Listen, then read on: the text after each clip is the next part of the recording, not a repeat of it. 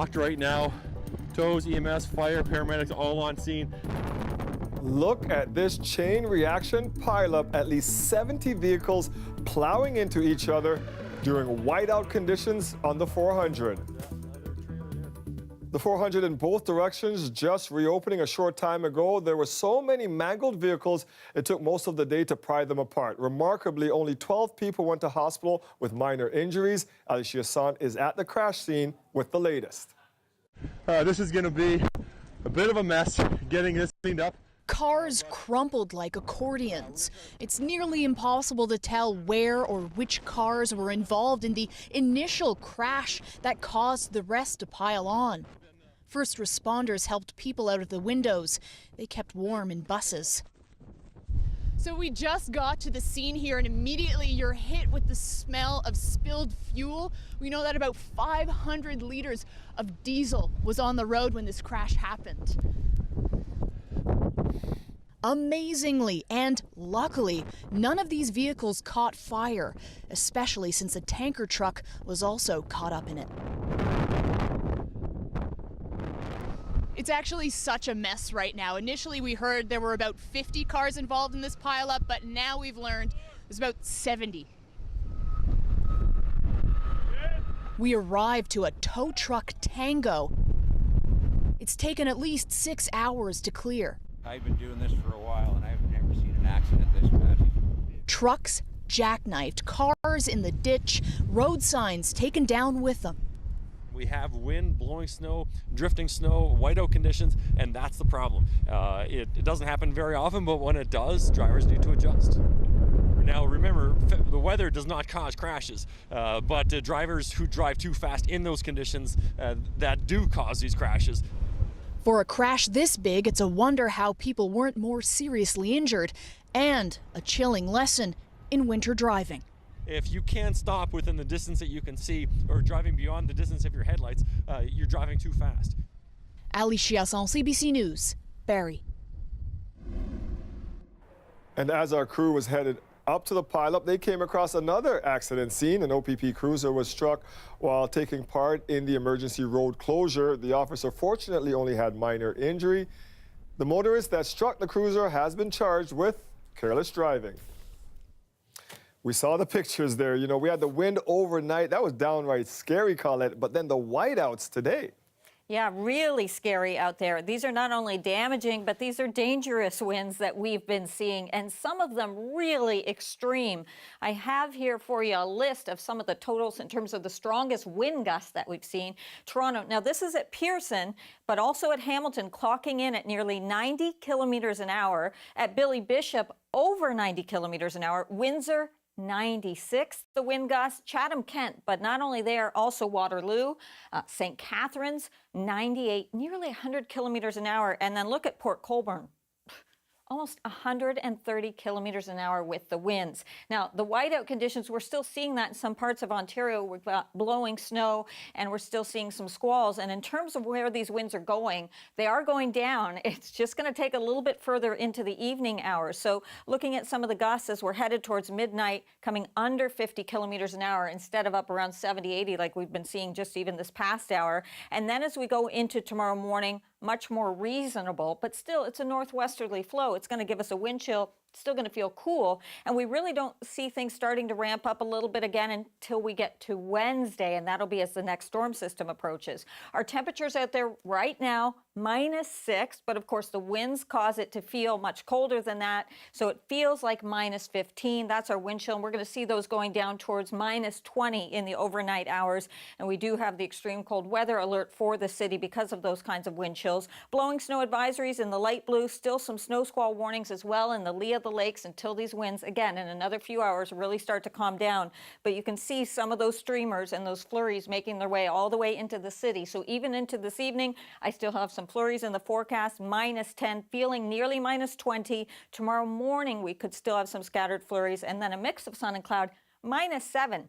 Dwight, that's about 7 degrees off where we should be at this time of year, on the cold side. So I'll talk about when it might warm up when I come back and that system coming Wednesday. Definitely headed in the wrong direction. Thank you, Colette. Yeah, no problem.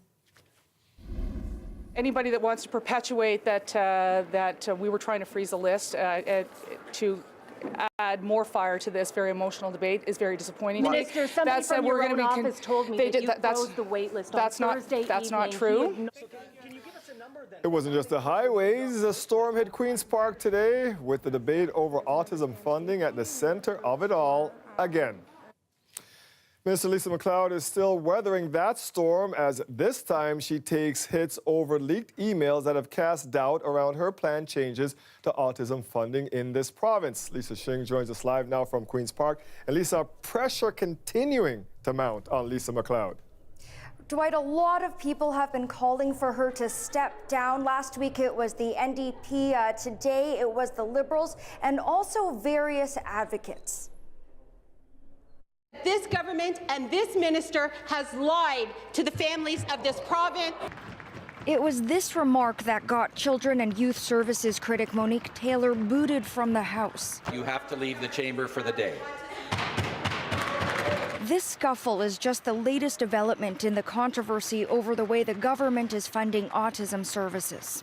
This all has to do with emails forwarded to media outlets appearing to show internal communications from at least 2 different regional autism service providers telling staff not to give any more services to families.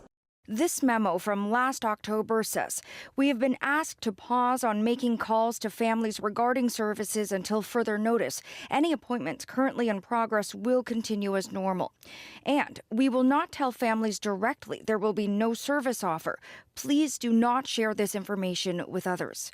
Critics say that directive came from Lisa MacLeod and her ministry, telling staff to freeze the waitlist for treatment and not tell parents. We know and we've seen the documents. Today, MacLeod denied it multiple times. Well, no, we've never indicated that there would be a freeze. My deputy and I, neither of us have ever indicated that there should be a freeze. That's simply not true. Thank you. Parents don't believe it. He's a danger to himself, and I have concerns that if he leaves the house, he may get into trouble. Natalie Vieira, whose son has severe autism, is still waiting for therapy. She's the latest parent among dozens who has demanded an explanation at Queen's Park in the last week. It's been very frustrating to get any answers. I don't know what's going to happen moving forward. The PC's plan is to eliminate the wait list for treatment by giving money directly to families and capping the amount children are eligible for. Many of those families say it doesn't take into mind varying needs on the autism spectrum. And Lisa, this has been a really contentious issue over the past few weeks. It has, and a really emotional one as well, Dwight. Parents were here really worked up over the last week or so. Lisa MacLeod also coming under fire for essentially saying that it would be a long 4 years to a group of behavior analysts if they didn't publicly support this new plan. But so far as it stands, no plans for her to step down, as well as no plans for any changes to this program. Let's jump to another subject quickly. We are also learning more details about that camper van Ford's chief of staff, the Premier's chief of staff, requested from the OPP. Yes, we are learning a lot. It's coming out of court documents filed by lawyers for OPP's Deputy Commissioner Brad Blair. He essentially wants to force Ontario's Ombudsman to investigate the hiring of Toronto Police Superintendent Ron Taverner as Commissioner. So in all of that, Blair is saying Ford's chief of staff wanted the OPP to customize a camper-style van, if you will. So out of those court documents, we're finding out a few more details about that transaction, if you will, not including the cost of the van. We're learning the customization is going to cost taxpayers, was going to cost taxpayers $50,000, and some of those retrofits would include a mini fridge, a 32-inch television with Blu-ray player, a leather power reclining sofa bench, and 4 swivel chairs and desks. So we put that to Doug Ford's office today because there was a lot of talk saying there was a request to keep the cost of this retrofitting off the books. They unequivocally deny that, saying Doug Ford was going to be using that van for work and traveling the province, Dwight. Thank you, Lisa. Ontario is set to introduce legislation tomorrow to transform the healthcare system in the province. But Health Minister Christine Elliott insists it won't be the same as a leaked version the NDP revealed last month. The leaked bill showed plans for a super agency that would roll a number of health agencies into one. At the time, the NDP said language in the leaked version would allow for more privatization, but Elliott denies this and says Ontarians will not have to pay out of pocket for more services. Outside of Ord Street Daycare, I'm Farah Morali. After CBC News started asking questions, the TDSB has done an about-face on a move to not allow 21 students from starting junior kindergarten this fall. I'll have more on this exclusive story coming up. It will be legal to sell cannabis edibles later this year, and Toronto's Board of Health says it wants to make sure they don't end up in the hands of children. When you consume edibles, it's not benign. I mean, when Colorado and Washington State down in the US, when they legalized edibles, there was a huge increase in hospitalization of kids who were eating gummy bears thinking they were candy. To prevent that from happening, the Board of Health is adopting a report from the city's medical officer of health.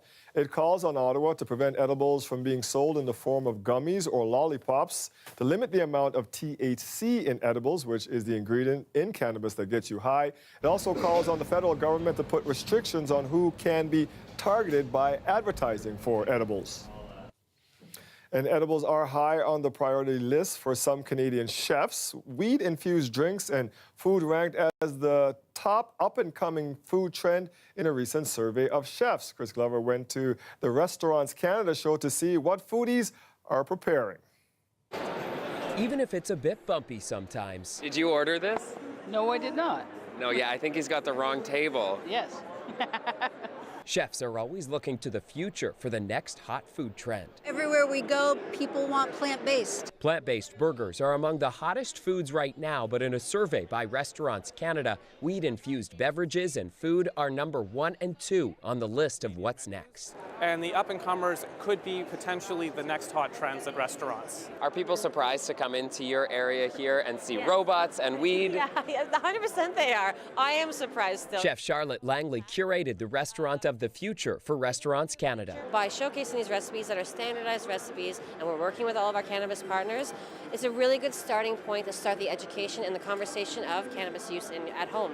What do you think the top trends are for 2019? I'm sure cannabis is right up there. This Mississauga couple is interested in possible experimentation with cannabis in their cheesecakes. We love this show. It's like Disneyland for us. And we come here to do some exploration. Toronto's Board of Health says don't explore cannabis in gummy bears and candies. Today, it accepted a recommendation to urge the federal government to ban certain edibles that appeal to kids. But some entrepreneurs aren't digesting the news well. And if you don't include all forms of edibles, then you're going to get into the problem where certain forms of edibles will just be on the black market. So it's kind of strengthening the black market in a way when really you want to have full product diversity. I'm nervous. I'm a parent, but I'm also a businessman, so I sit on the fence there of like, do I want this or do I not want this? The Bald Baker keeps his line of sweets on trend. Right now that means vegan and gluten-free, but he's already practicing with pot. I think it all comes down to the packaging and the way you actually sell your product. If it's properly positioned as, an adult edible, not a kid's edible, then I think it's fine.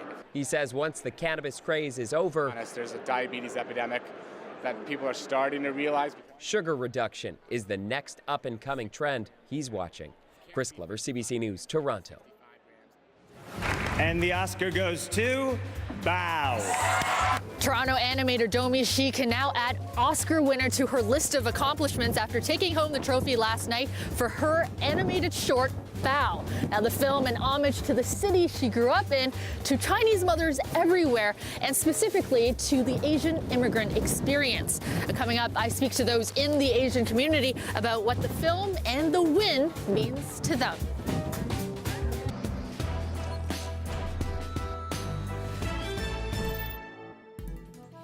It's by-election day in 3 federal ridings. NDP leader Jagmeet Singh is seeking a seat in suburban Vancouver.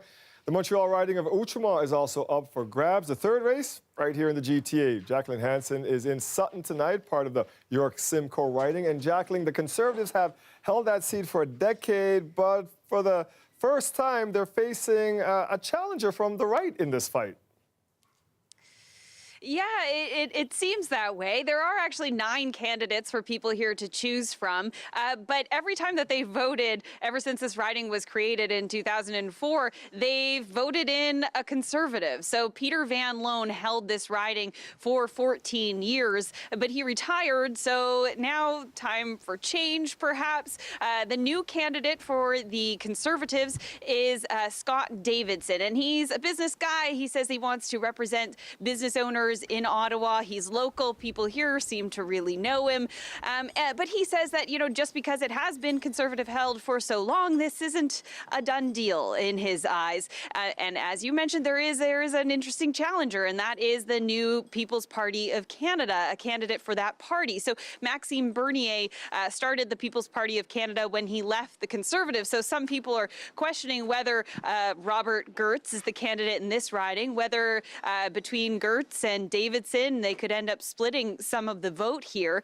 And then that raises another question. Does that give candidates of other parties an edge? So the NDP candidate, Jessa McLean, or Liberal candidate, Sean Tanaka. And this is Tanaka's second time running. The first time, she did manage to increase the Liberal vote by quite a mark. And she says that this time it will be even different, even more different, because there is no incumbent. And she's really seeing a change in the people in the area. The population here is growing, so she's hoping, Dwight, that with newcomers to the area, their priorities might line up more with the Liberal values.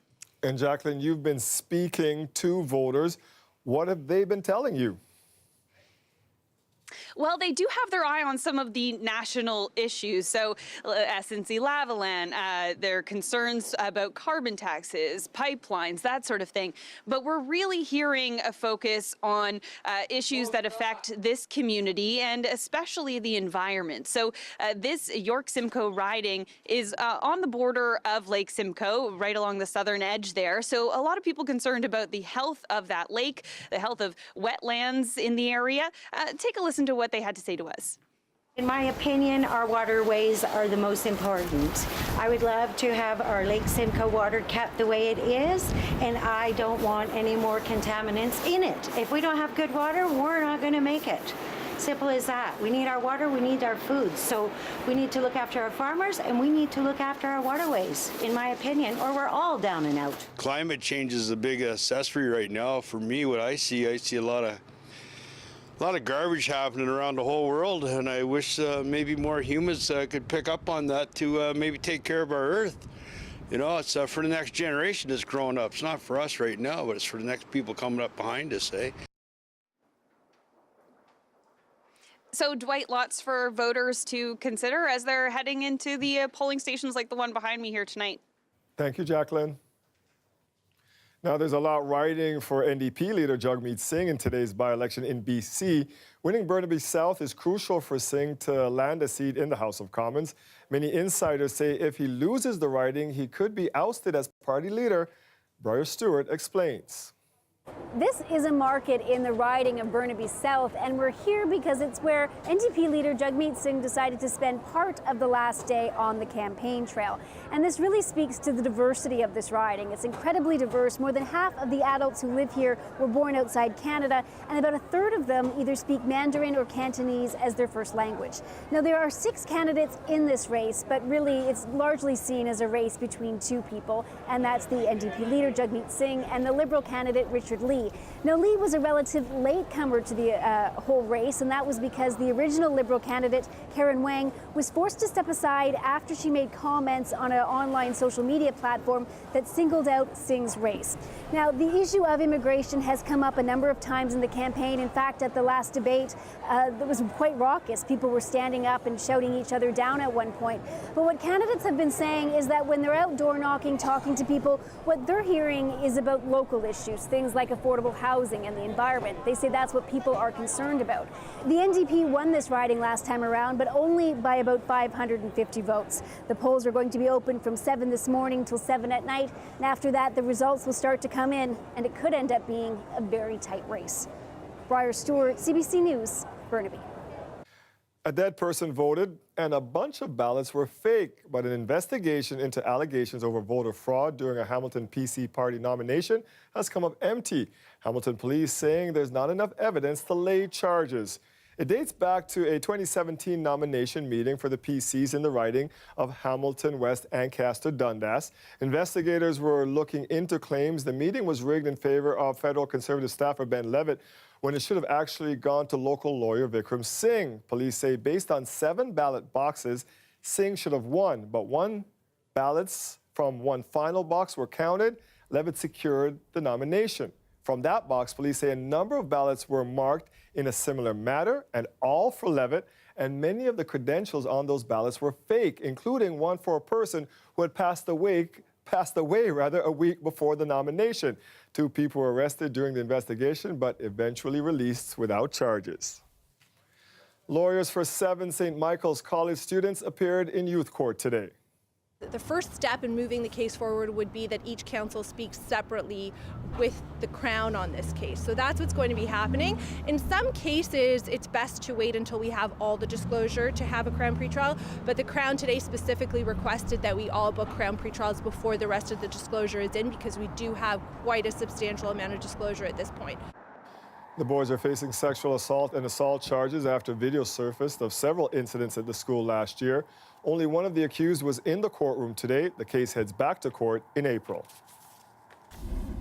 The NHL trade deadline has come and gone, and a quiet day for the Toronto Maple Leafs. I'm Greg Ross at Scotiabank Arena. I'll tell you about the move they did make and the moves that they didn't make coming up. The weather update is brought to you by Train Extreme Conditions Testing. It's hard to stop a train, really hard. Train, the most reliable heating and cooling brand.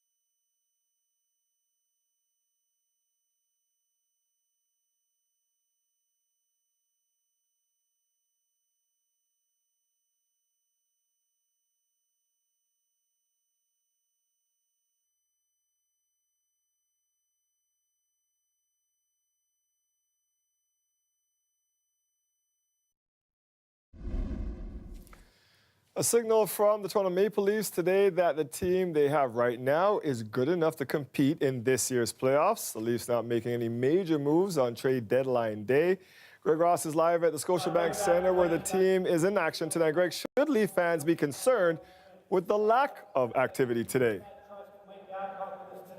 Well, Dwight, maybe for the short term, as in the rest of this season, because the Leafs certainly not doing a whole lot to increase their chances of winning a Stanley Cup this year. But General Manager Kyle Dubas says his thinking is long term. Now, while a lot of experts say that they needed to shore up their defense by bringing in another right-handed defenseman, Dubas says he wasn't about to sacrifice his future for a one-year run this year at the Stanley Cup. He did make one deal, though, sending forward Par Lindholm to the Winnipeg Jets in exchange for 23-year-old forward Nick Petan, who has played 13 games for the Jets this year. Petan likely won't see much action with the Leafs either. He is expected to join the team on this playoff run, and the Leafs, as you say, believe that they have a team that can make a good run this year. We looked around and decided that, rather than do something for the sake of doing it, we've made our moves with Jake a few weeks ago and with John in the summer, and we've got some excellent development from our guys internally, and so we're excited about rolling ahead with the season here for sure. There's not one guy in that room that doesn't want to be a Leaf. A few years ago they were probably dying to get out of here. That's not the case here now. They want to be here. They want to be part of it, and they want to be a part of it moving ahead. Obviously, we made a pretty significant move with Muzz a number of weeks ago, so that move gets made today. I think there's obviously a lot of talk about it and what that impact is. So, obviously we got a very good hockey team. It's something you're aware of, and it's a big part of the NHL. But the old cliche, you got to control the controllables, and we'll be ready to go whoever our team is end of the deadline. You heard Kyle Dubas there talking about the moves last summer to bring in John Tavares, and then last month to trade to get Jake Muzzin. And from a fan perspective, obviously, they've been spoiled when you think about the last 8 or 9 months with this team trying to improve, trying to make that playoff run. But still, a lot of fans were surprised today with the team's lack of movement. Well, we definitely still need that one more piece, a strong forward, say the gritty player that we've been looking for. They have more than one good player, and they have a good goalie, at least one good defense, and a couple good forwards. Do you think they're good enough to make a run in the playoffs? Yes. They're going to win this year. They have good defensemen, they have good forwards, and maybe they should shoot the puck a little bit more than handling. So the Leafs have 21 games to go in the regular season. They'll play one of those games tonight when they host the Buffalo Sabres. The Leafs trying to build on a very emotional game here on Saturday night when they came from behind to beat the Montreal Canadiens after falling down 3-0 in the first period of that game. It'll be the same lineup for these fans, and you look around and you see the core of that team on the backs of these jerseys, the Austin Matthews, the Mitch Marners, the John Tavares. Those are the guys that the Leafs are ready to bank on and ready to go on a long playoff run, Dwight. Like the little guy said in your story, less stick handling, stop playing with the puck and shoot it. I like that little guy. Thank you, Greg.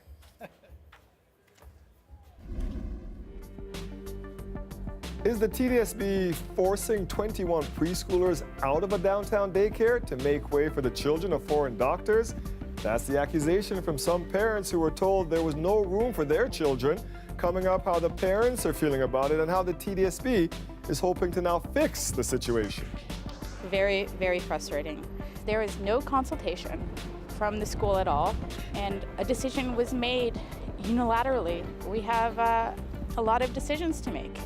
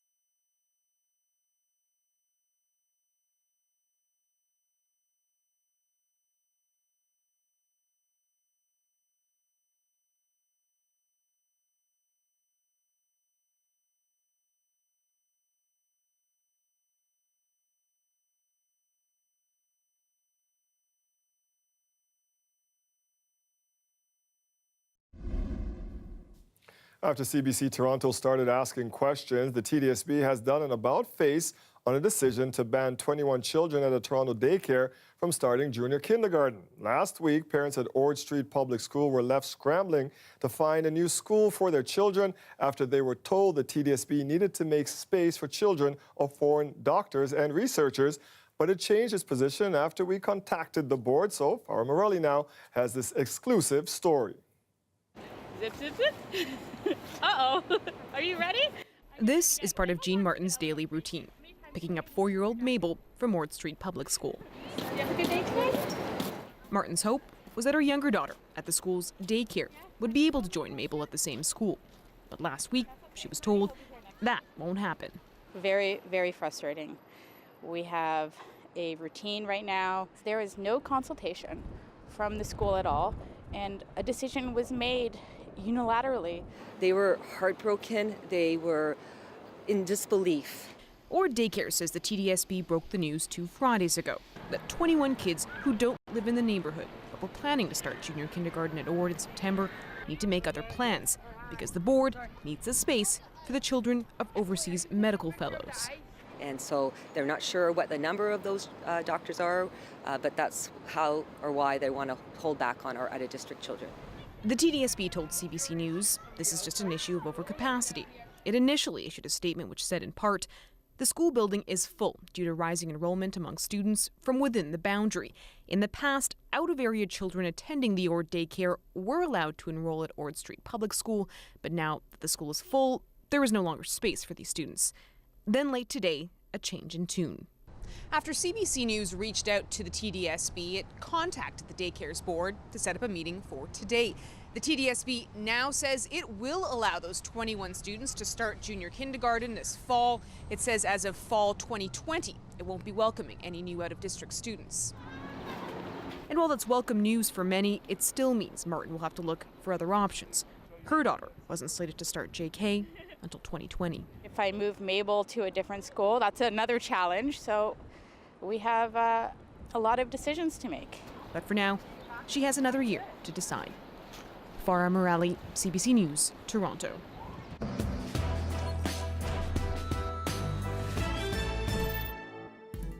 It is by-election day in 3 federal ridings across our country. Here in Ontario, in York Simcoe, in Burnaby, BC, and in Outremont, Quebec, once a Liberal stronghold.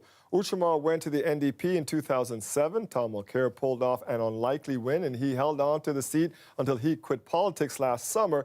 But in today's by-election, whether the tide turns on what had once been an orange wave remains unclear, and the stakes remain high for both parties ahead of the upcoming federal elections. Alison Northcott has more.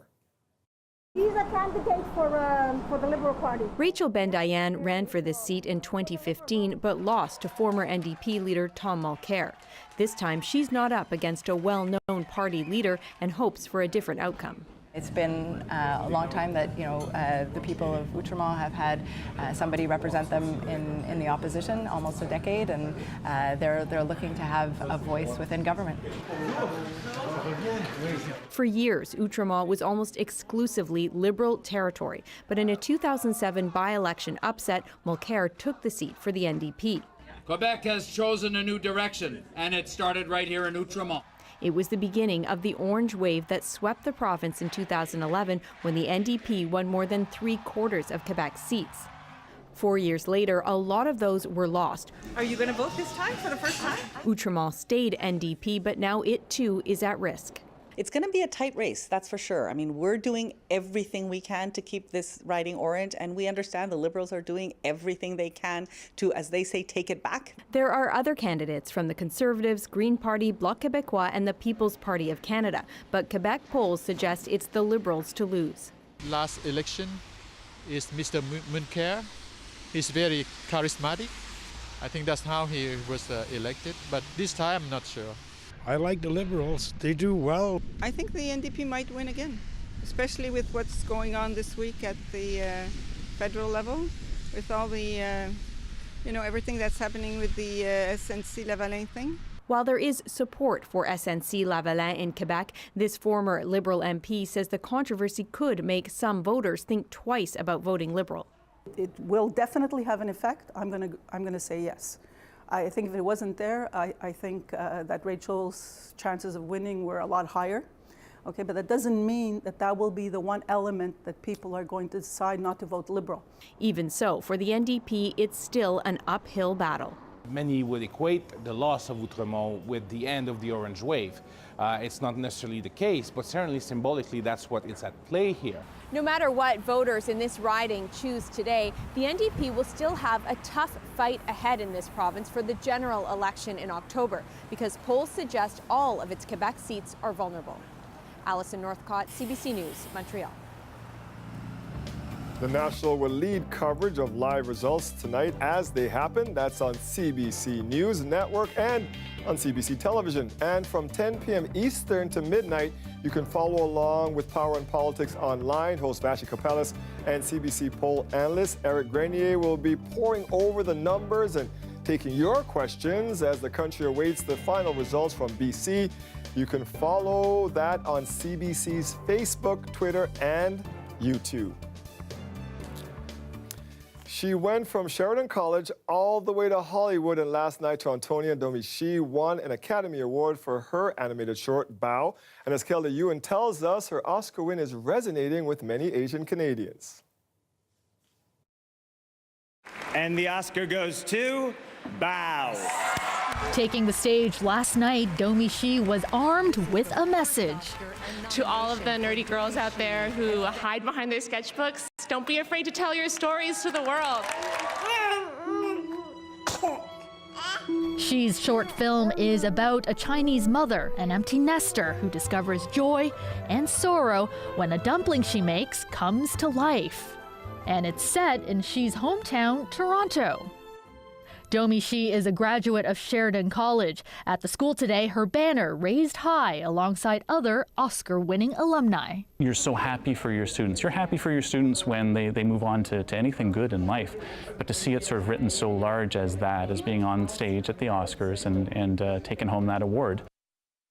Christina Liu is a current animation student at Sheridan. She says she hopes to one day tell similar stories. As someone who is Asian Canadian, seeing like another Asian Canadian making, authentic stories that are different from what we currently see from Hollywood most of the time, it's really refreshing, and it's really nice just to see, like, we do exist and our stories are being heard. For Isabel Koo, the film was an opportunity to bond with her mom. I just knew that, it's about a Chinese immigrant mom, and I needed to watch it with my own. So we watched it together, and it was so moving and heartwarming. And growing up, I didn't really have any role models, like Chinese role models on screen. And I really loved that in Bao, they really normalized the Chinese culture. You see them going to the Chinese bakery, which I used to do when I was a kid. I think the film does show what most Asian families go through. Lillian Koo is a Sheridan graduate who now works in animation. She hopes Bao's success will encourage more Asian women to go into the arts and more parents to support the decision. This is where, Domi shows, it can happen, and look what I've done. Like, she paved the way for a lot of Asians. After the success of Bao, Domi is now tapped to develop a feature film for Pixar. Kelda Yoon, CBC News, Toronto.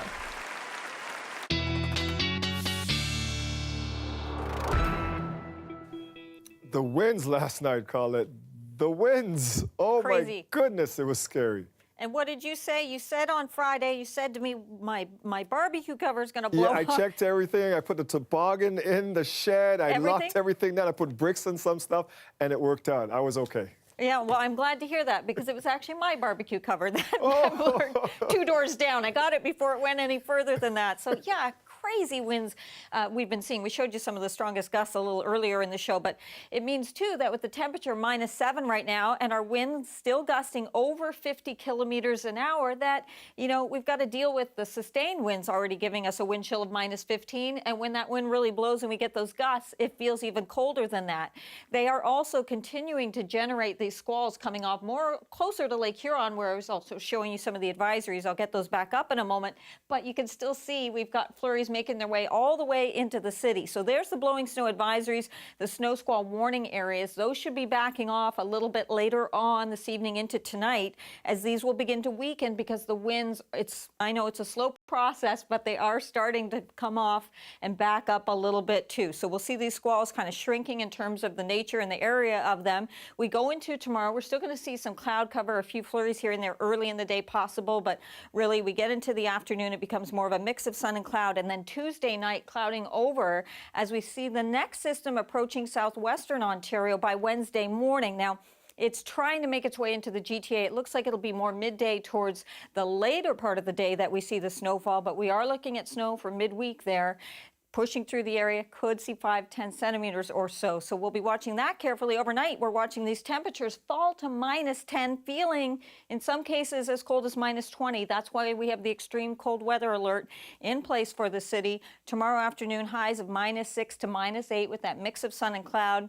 And if you're looking for a warm-up, it's a little ways to come. We have to go all the way towards Friday before we see the temperature come back to seasonal, and Saturday another windy day with what looks like some light snow, but at least it goes to 2 degrees, Dwight. We'll take that warm-up. It's worth the wait. Thanks, Colette. Yeah, you're welcome. Coming up after the break, a woman who lost her voice box to cancer is going public. She says a grocery store has told her not to come back unless she brought help. Why?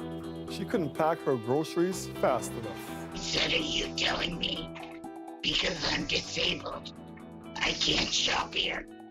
And he said, yes, it's for the best. This weather update is brought to you by Fairmont Le Chateau Frontenac, the best location for your next spring break getaway in Quebec City.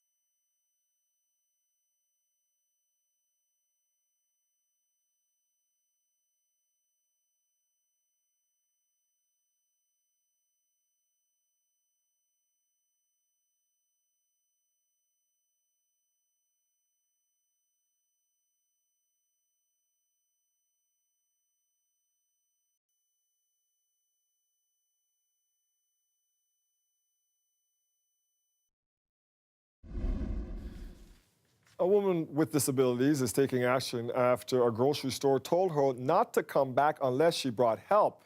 It's because due to her limited mobility, she had difficulty packing her groceries. The company later offered her $100 in compensation on the condition she keep quiet. Instead, she decided to go public.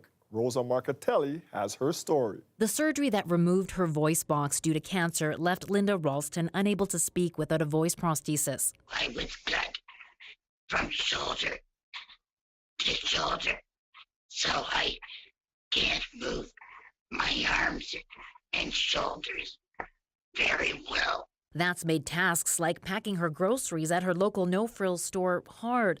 She says when she asked for help, staff told her they were too busy. There are more than 250 No Frills grocery stores across the country, and as the name suggests, they're meant to be nothing fancy. The idea is you pay lower prices, and in exchange you do things like pack your own groceries. But when Ralston couldn't do it fast enough, causing a lineup, she says the owner told her not to come back without help. I said, are you telling me because I'm disabled I can't shop here? And he said, yes, it's for the best. No Frills franchises are part of the Loblaw group of companies. When Ralston complained, Loblaw apologized, telling her she could come back, but she needed to call ahead to make sure someone was available to help her. I'm an adult. I'm not going to phone to get permission to go shopping. It also offered her $100 in compensation if she promised not to take action against the company. They can keep the $100. I'm going to tell anybody and continue with my human rights action. An advocate says what's needed are accessibility laws that set standards for all companies. Only 3 provinces have them. The only recourse in those who don't are individual human rights complaints. It's a very slow way to make change in society, one person at a time. In an email to Go Public, Loblaw says it took immediate action when it heard from Ralston and addressed the issue directly with the store owner. The company has an accessibility policy online, but it tells Go Public it only applies to corporate grocery stores, not franchises. The No Frills owner wouldn't answer questions, calling it a human resources thing. Ralston says telling her story publicly was hard. I don't like having my picture taken or anything, but I was so upset by this that I wanted everyone to know. And while head office did apologize, she says she's still waiting for an apology from the store owner. Rosa Marcatelli, CBC News, Calgary. No host? No problem. We'll break down the wins, snubs, and surprises from last night's Academy Awards after the break.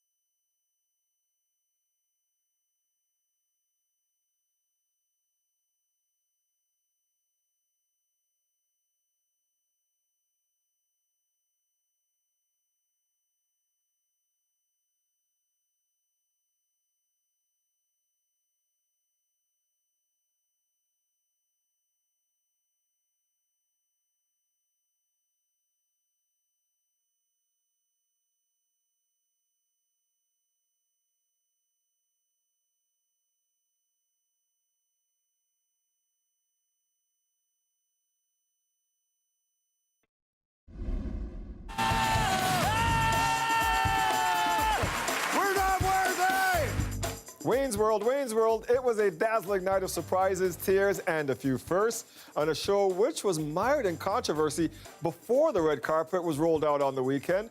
Green Book took home the coveted Best Picture trophy at the Academy Awards last night. Yelena Adzid took it all in, and she's here with us now. We're going to talk about the big moments. Yep. But what a lot of people are talking about today is Green Book, really? Green Book, the win, yes. Okay, was it a real shock for you? I think so. For a lot of people, too. I mean, it really has divided people. Some see it as a celebration of friendship. Others see it as a polite form of racism or really just relying on heavy Hollywood tropes where you have the white savior type of character. Now, it chronicles the real-life friendship of piano virtuoso Dr. Donald Shirley. This is played by Best Supporting Actor, Oscar winner now, Mahershala Ali, and his driver, played by Viggo Mortensen, right? So one person who is clear about his disdain for this Best Pick selection is Spike Lee. During this ceremony, Dwight, when Green Book was called out, he could be seen physically getting up out of his chair to leave. Now have a listen to what Spike Lee had to say backstage. I'm snake bit. I mean, every time somebody's driving somebody, I lose. I thought it was courtside at the Garden. The ref made a bad call. Clearly in a jokey mood there, and his reference there, of course, to Driving Miss Daisy, which was the last time. Beat him out? Well, that time, yes. Oh, okay. He didn't end up getting the award, and now he didn't end up winning with his movie Black Klansman. So clearly not everybody was thrilled with the Green Book being the Best Pick selection. But there were so many other moments that had people either scratching their heads or just rolled over happy with joy. There was really a lot of that too. I haven't seen Green Book yet, so I'll save my opinion until I actually see the movie. What other wins or historic or unexpected things happened last night? Okay, if we're going to talk historic, Dwight, then we have to talk about Black Panther, because this movie, it was up for Best Pick. It was the first time. Oh yeah, this was a fun one. It was up the first time that a superhero type of film was put in that Best Pick category. Ruth Carter ended up taking home the award for the best costume design. She was the first African-American woman to do so. And then you have Hannah Beachler, the first African-American woman to win Best Production Design. So have a listen to Beachler right now. I stand here with agency and self-worth because of Ryan Coogler, who not only made me a better designer, a better storyteller, a better person. I stand here because of this man who offered me a different perspective of life. Nice. Really touched, clearly. Another one that had people talking in terms of speeches, Olivia Colman. She won for The Favorite. She was the favorite Best Actress in that particular one. Now, this is a movie that features her in many romantic scenes with actresses Rachel Weisz and Emma Stone. And so have a listen to her comments when she won the award, saying it really wasn't so bad. Have a listen. With Emily and Rachel, the two loveliest women in the world to fall in love with, and to go to work with every day. I mean, you can imagine, it wasn't a hardship. And to be in this category with these extraordinary women, and Glenn Close, you've been my idol for so long, and this is not how I wanted it to be, and I think you're amazing. I love you very much.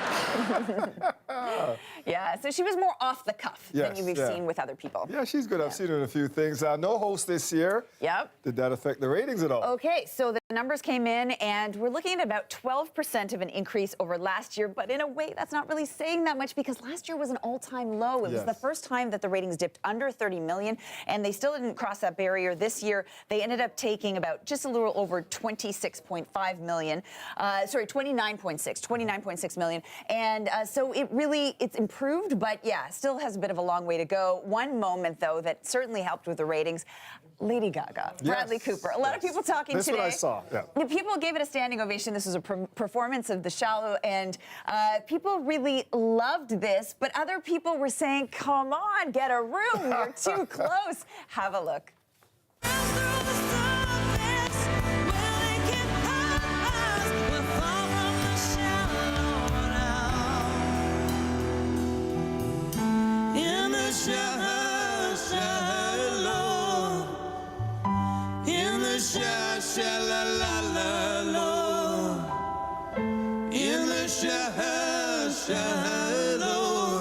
We're far from the shallow now. There they saved on a host. They could have given him his own microphone. Look at the look. Look at you two. Get a room. Goodness. Doesn't he have a girlfriend? Yeah, he does. She was right in the audience. So a lot of people just have been saying they've been a little bit divided on how much they love that, but many people did enjoy that. So overall, Dwight, I gotta say, the Oscars, they cut it shorter by about 40 minutes, so that helped for a lot of people. The ratings have increased, and it didn't seem like the fact that they didn't have a host really hurt it that much. And we get to do it all again next year, and you and I get to talk about it. Absolutely. Thank you, Yelena. See you soon.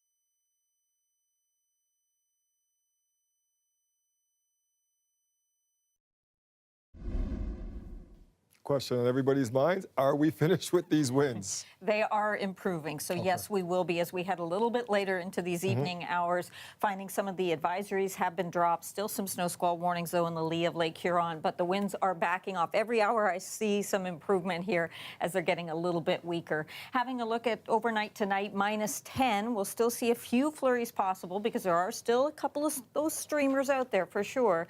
Winds out of the northwest, so backing up to 25 to 35 kilometers an hour. It feels like almost -20. That's why we have the stream cold weather alert in place. And then for tomorrow, -7. Dwight, best we can do for a high temperature. It's going to warm up. We'll see you back here tomorrow. Have a great night, everybody.